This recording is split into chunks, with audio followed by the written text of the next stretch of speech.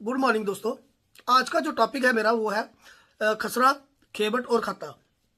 खसरा क्या होता है, खेबट क्या होती है और खाता क्या होता है। खसरा खसरा से शुरू करेंगे हम। खसरा नंबर को कई बार सर्वे नंबर या प्लाट नंबर भी कहा जाता है। तो जब किसी गांव का, किसी विलेज का सेटलमेंट होता है, जब बंदोबस्त होता है, उस टाइम पे क्या होता है कि किसी एक खेत को एक नंबर दे दिया जाता है। हर एक खेत को एक नंबर दिया जाता है, उसको बोलते हैं खसरा नंबर। ठीक, किसी खेत को जो नंबर दिया जाता है उसको खसरा नंबर बोलते हैं, जो सर्वे नंबर बोलते हैं। कोई मकान होगा उसको अलग नंबर दिया जाएगा। कोई मानो कोई तालाब है उसको अलग नंबर दिया जाएगा।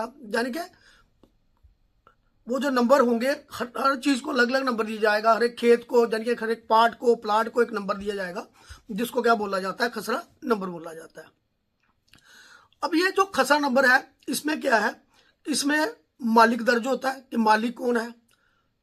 ठीक है, किसके कब्जे में है, वो काश्तकार कहा जा सकता है उसको, जिसके पास है। वो कई बार मालिक कोई और होता है और काश्तकारी कोई और कर रहा होता है, ऐसा भी हो सकता है। और अगर इसी नंबर खसरे की बात करें, इस नंबर खसरे में मेंशन होता है कि उस नंबर खसरे का एरिया कितना है। एरिया बताता है वो खसरा कि इसके एरिया का, इसके एरिया का, इस खसरे के अंदर इतनी जमीन आती है, 5 कनाल, 10 कनाल, 2 कनाल, जितनी भी है। उसके बाद वो उस खसरे से पता चलता है हमें कि उस खसरा में कि टाइप ऑफ साइल क्या है। ठीक है, कोई मैराबल है, मैरादोम है, गैर मुमकिन है, या किसी भी किस्म की जमीन है। ठीक, टाइप ऑफ साइल का पता चलता है। उस खसरा की जो, अगर उसका हम नक्शा देखें, नक्शे के ऊपर उसको एक नंबर लगा होता है और साइडों में जो उसकी बाउंड्री है, बाउंड्री मेंशंस होती हैं कि इसकी लंबाई कितनी है, चौड़ाई कितनी है, जो डिमार्केशन में हेल्प करती है। उसकी बाउंड्री, पर्टिकुलर बाउंड्रीज मेंशन होती हैं। जब कोई आदमी, मानो एक खसरा नंबर था किसी आदमी का 10 नंबर खसरा, ठीक, उसका एरिया था 5 कनाल। कितना था? 5 कनाल एरिया था उस खसरे का। उसमें से उसने क्या किया, 1 कनाल जमीन बेच दी किसी को। बंदोबस्त के टाइम पे वो 5 कनाल एंटर हुआ, लेकिन उसने क्या किया, 1 कनाल दूसरे आदमी, किसी आदमी को बेच दी, किसी बी पर्सन को उसने सेल कर दी या गिफ्ट कर दी या कुछ और कर दिया। अब क्या होगा, ये नंबर खसरा जो है टेम्पररी तौर पे डिवाइड हो जाएगा दोनों को। क्या, दूसरा जो, अब जो दूसरा 1 कनाल जिसने खरीदी है, जब वो रेवेन्यू रिकॉर्ड में आएगा, इंटर होगा, तो उसको लगेगा मिन नंबर। अब जो नंबर क्या हो जाते हैं, मिन बन जाते हैं, मतलब टेम्पररी तौर पे। टेम्पररी तौर पे क्या हो जाते हैं, ये नंबर मिन हो जाते हैं। सिमिलरली अगर ये परमानेंट हो जाए तो उसको हम बटा नंबर लगाते हैं। ठीक है, मिन नंबर और बटा नंबर जो है एक ही नंबर को तोड़ करके थोड़ी देर के लिए टेम्पररी नंबर होते हैं, उनको मिन नंबर कहा जाता है। और परमानेंटली तोड़ करके क्या होता है, बंदोबस्त से पहले अगर परमानेंट टूटते हैं तो उनको हम क्या बोलते हैं, बटा नंबर बोलते हैं। तो खसरा जो बेसिकली होता है, खसरा डिस्क्राइब करता है कि मालिक कौन है, काश्तकार कौन है, और उसके बाद ये डिस्क्राइब करता है उस खसरा में लैंड कितनी है, उस खसरा में लैंड कितनी है। ठीक है, और ये तो लेटेस्ट न्यूज है, ये तो लेटेस्ट न्यूज है। खेबट क्या होती है, पहले हमने खसरा देखा, फिर खाता देखा, फिर अब खेबट। खेबट क्या होती है, फॉर एग्जांपल सबसे पहले तो खेबट जो होती है वो कास्ट वाइज होती है, कौम वाइज होती है। ज्यादातर पे एक कौम की एक खेबट होती है। ठीक है, तो कई बार मिक्स भी होती है, ऐसा नहीं है, कोई बंदिश नहीं है, कई जगह मिक्स भी है। तो एक कौम की एक खेबट होती है। सबसे पहले जैसे खेबट की बात करें हम, पहली खेबट होती है जो पुराने मालिक होते हैं। आमतौर पे जैसे पुराने मालिक जो है वो राजपूत है मोस्टली। कई जगह पे हो सकता है माजरीन की आ जाए, कसोड़ी लैंड हो तो माजरीन की पहली खेबट आ जाए, या किसी और को कास्ट की भी आ सकती है। मोस्ट ऑफ द टाइम्स जो मैंने देखा है कि जो कास्ट आती है वो आती है राजपूत की पहली। अब मान लो एक गांव है, उसका एक मोहल्ला है जहां पे राजपूत रहते हैं, मोहल्ला है, हो सकता है सेपरेट भी रहते हो। तो वो जो उनकी अपनी एक खेबट होगी, उनकी जो लैंड होल्डिंग होती है, उन राजपूत में भी हो सकता है कि सब क्लास हो, जैसे ठक्कर राजपूत हो गए, उनकी एक खेबट हो, या कोई और सब कास्ट के राजपूत हो तो उनमें भी हो सकता है, या किसी और कास्ट की भी हो सकती है। तो कहने का मतलब, अब वो जो खेबट होगी, उन जो उस कास्ट के जो भी लोग होंगे, जो पुराने मालिक होंगे, उनकी एक खेबड़ होगी। उनकी पूरी लैंड होल्डिंग इंक्लूड होती है किसके अंदर? एक खेबड़ के अंदर। अब खेबड़ के अंदर फिर आगे आते हैं खाते। खाते के आगे आते हैं खसरास। मतलब जो एग्जाम्पल जैसे हमने शुरू में खसरा में दी थी, मैंने घर की एग्जाम्पल दी थी, अब हम एग्जाम्पल देंगे उसी गांव में एक मोहल्ले की, जहाँ पे कोई एक कास्ट के 10 भाई, मतलब 10 लोग रहते हैं काश्तकार, मतलब और शेरर या शेरर कह सकते हैं जो लोग हैं। कहीं उनकी एक लड़ी ऊपर एक ही है, कोई दादा परदादा यहाँ से वो उनका लीनेज हुई है, जहाँ से वो उनकी फैमिली बनी है, वहीं पे कहीं जाके वो जुड़ जाती है एक फैमिली। एक दादा हो सकता है उनका दादा परदादा या चढ़दादा एक हो, तो वहां से आगे बाइफरकेट होकर फैमिली आती है।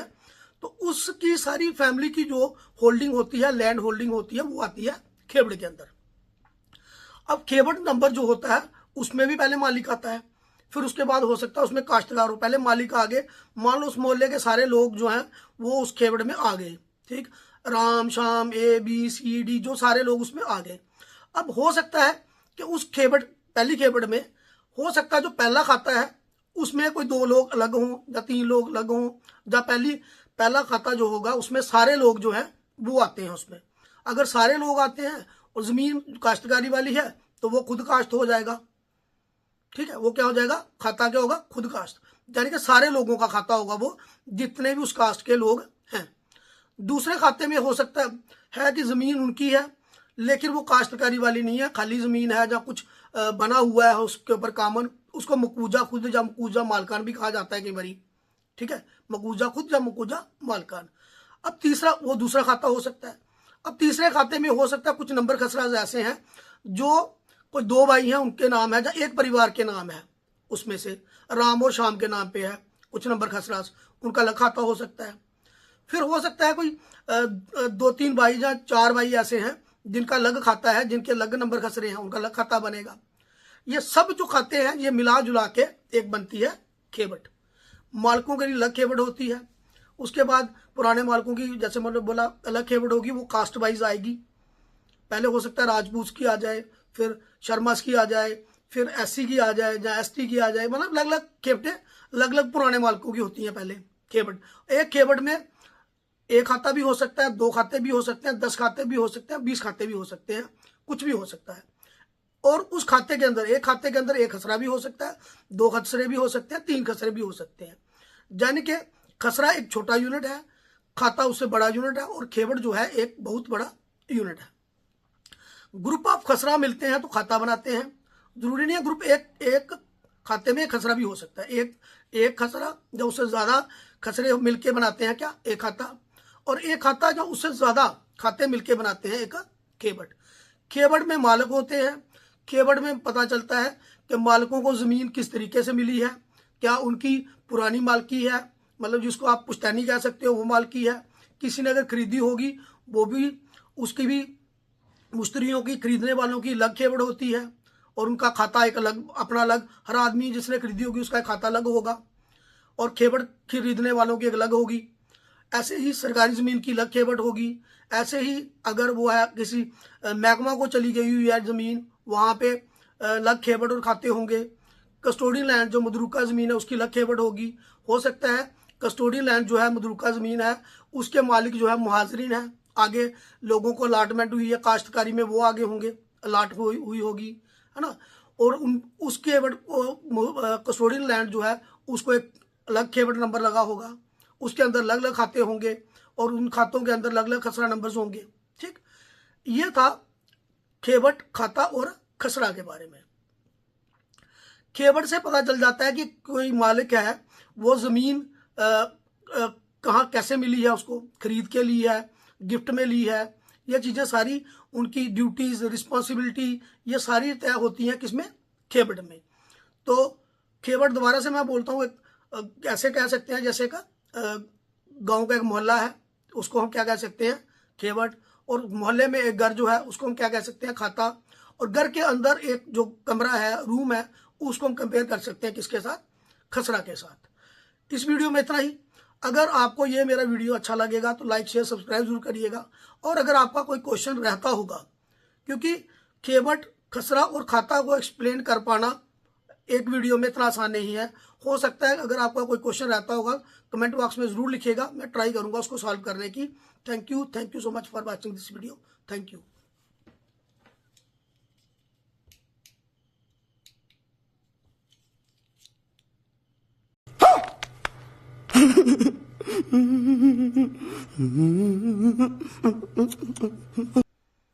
तो जैसे हम देख रहे थे खसरा के बारे में, तो खसरा जो होता है किसी भी एक खेत का जो नंबर होता है उसको खसरा कहा जाता है।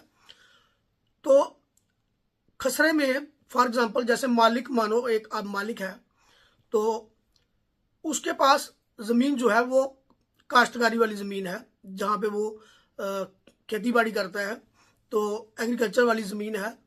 तो वो मालिक जो होगा, मालिक के खाते, मालिक वाले कॉलम में वो आएगा मालिक। फॉर एग्जांपल कोई राकेश है, वो मालिक है उस खेत का, और वो जो खेत है उसका वो क्या है, वहाँ पे खेती खेती के लिए ज़मीन है, यानी कि उसकी किस्म मेरा अब्बल, मेरा दोम, जहैल, नहरी कुछ भी हो सकती है।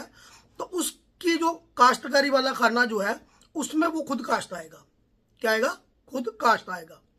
अगर दो मालिक हैं, एक खसरा नंबर में दो मालिक भी हो सकते हैं, तो भी वो दोनों वो क्या आएंगे?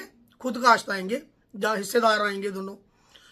अगर एक आदमी, सेम आदमी के पास ज़मीन है और वहाँ पे कुछ बना हुआ है, वहाँ पे कोई एग्रीकल्चर वाली ज़मीन नहीं है, तो उसमें मकबूजा आएगा, यानी कि उसका कब्जा, मकबूजा आएगा वो। तो ठीक, तो खसरा नंबर जो है ये काफ़ी चीज़ें बताता है। जैसे फॉर एग्जांपल मालिक कौन है, काश्तकार कौन है, वो क्लैरिफाई कर देता है। और उसके बाद इसकी किस्म क्या है वो बता देता है, टाइप ऑफ साइल क्या है उसका पता चल जाता है। खसरा नंबर से पता चल जाता है हमें कि उसकी क्या वो एरिया कितना है उस खसरा नंबर का, टोटल लैंड कितनी है।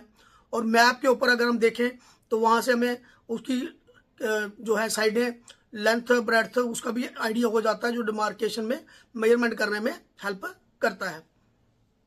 तो ये था खसरा। अब जो अगर हम बात करें खाता की, खाता क्या होता है? अब एक मालिक जो है उसके हो सकता है उसके पास 4 नंबर खसरे हों, उसके पास हो सकता है 10 नंबर खसरा उसका है, हो सकता है 11 नंबर खसरा भी उसका है, उसके बाद उसका 19 नंबर खसरा है, तो और उसका कोई 20 नंबर खसरा है या 25 नंबर खसरा है। यानी कि एक मालिक या एक से ज़्यादा मालिक जो है उनके जो ग्रुप ऑफ खसरा नंबर, जो ग्रुप खसरा नंबर के पूरा ग्रुप कितने खसरा नंबर है उसके पास, उनका बनता है एक खाता। ठीक, उनका क्या बनता है? एक खाता बनता है।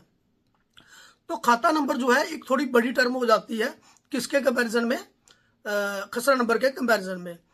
अगर हम यूं समझे कि एक घर में 5 कमरे हैं, ठीक, और एक पर्टिकुलर कमरा जो है, एक रूम जो है, उसको हम उसकी एक लेंथ है, ब्रेड्थ है, उसका एक रूम की टाइप भी हो सकती है। जैसे फॉर एग्जांपल बेडरूम हम कहते हैं, या पूजा रूम हो सकता है, या ड्राइंग रूम हो सकता है ना, उसकी अगर पर्टिकुलर टाइप होगी तो वो जो उस रूम को हम कंपेयर कर सकते हैं किसके साथ? खसरा के साथ। ठीक, और अगर वो घर जो है, घर में 5 या 6 कमरे हैं, एक ही आदमी का घर है, या दो भाइयों का भी घर हो सकता है, तो उस घर के अंदर 5 या 6 कमरे हैं मिला करके अलग अलग टाइप से। अब वो जो 5-6 कमरे हैं अलग अलग, उनकी अलग अलग किस्म है। जैसे कोई बेडरूम बताया मैंने वो है, कोई बताया मैंने पूजा रूम या किचन है, अलग अलग वो जो कमरे हैं मिलके बना रहे हैं क्या का? घर। उस घर को हम कह सकते हैं कि वो एक खाता नंबर की तरह होता है। एक घर जो है वो किसकी तरह होता है? एक खाता नंबर की तरह। यानी कि खाता इंक्लूड करता है नंबर ऑफ खसरा बीच में, मतलब ग्रुप ऑफ जो उसका है खसरा का ग्रुप है वो बन जाता है खाता। जो एक पर्टिकुलर एक आदमी से बिलोंग कर, खाता एक आदमी से बिलोंग करता हो सकता है, 2 आदमियों से भी बिलोंग करता हो सकता है ना। तो ये होता है खाता। अब अगर हम बात करेंगे खेबड़ की, खेबड़ जो है एक बहुत बड़ी टर्म है जिसको समझना इतना आसान नहीं है, लेकिन फिर भी मैं कोशिश करूंगा कि डिस्क्राइब करूंगा, कोशिश करूंगा पूरा उसको समझाने की, क्योंकि बहुत सारे मैंने वीडियोस देखे यहाँ पे खेबड़, खाता और खसरा को डिस्क्राइब किया गया, लेकिन कोई सेटिस्फैक्ट्री वे से नहीं किया गया। हालांकि मुझे भी इसके खेबड़ के ऊपर और इसके ऊपर डिस्क्राइब करने में मुझे खुद काफ़ी दिन लगे इसको सोचने में कि केवट को किस तरीके से डिस्क्राइब करा जाए ताकि आसान भाषा में, आसान शब्दों में लोगों को समझ आ जाए जो इसके बारे में नहीं जानते। तो अब केवट की अगर हम बात करें तो केवट जो होती है